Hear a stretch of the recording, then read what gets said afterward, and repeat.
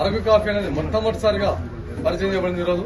ఎందుకంటే Kurnool tribal welfare office వాళ్ళు కూడా ఎంతో చొరవ తీసుకుని ఈ కర్నూలు అరకు కాఫీని కర్నూలుకు తీసుకురావాలనే సంకల్పంతో రాష్ట్రంలో ఉన్నటువంటి అధికారులను సంప్రదించి ఆ ఫ్రాంచైజీని కర్నూలు ఇచ్చిన ముందుగా కర్నూలు ట్రైబల్ వెల్ఫేర్ వాళ్ళకు మరియు ఈ యాజమాన్యానికి ప్రత్యేకంగా నేను ధన్యవాదాలు తెలియజేస్తున్నాను.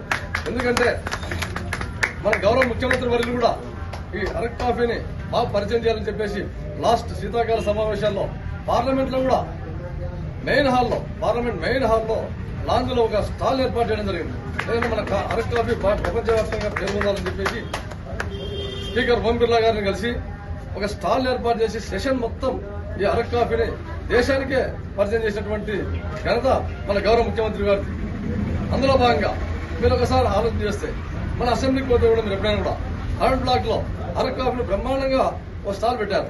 కాబట్టి అటువంటి అరకు కాఫీ ఎందుకంటే ఇది చాలా టేస్ట్ ఉంటుందని చెప్పేసి అందరికి తెలిసిన విషయమే. గౌరవ ముఖ్యమంత్రి ఇప్పటికి కూడా ఢిల్లీకి ఎప్పుడు వచ్చినా కూడా అరకు కాఫీనే పట్టుకున్నారు సార్. సెంట్రల్ మినిస్టర్లకు ఎవరికి ఆడిపోయినా కూడా మన అరకు కాఫీనే ఇస్తారు. అంటే మన అరకు కాఫీ యొక్క గొప్పదనాన్ని ప్రతి ఒక్కరూ ఒక బాధ్యతతో మన కాఫీని మనం పరిచయం చేసుకోవాలని చెప్పేసి అందరికి తెలియజేస్తా ఉన్నాం. అంతేగాక కర్నూలు పట్టణంలో రాబోయే రోజుల్లో కర్నూలు పట్టణంలో ఇటువంటి ఫ్రాంచైజీలు ఇంకా ఓపెన్ కావాలని చెప్పేసి ఆశిస్తూ, అలాగే ఈ పుల్లారెడ్డి కాలేజీలో ఎదురుగా పెట్టినటువంటి ఫ్రాంచైజీ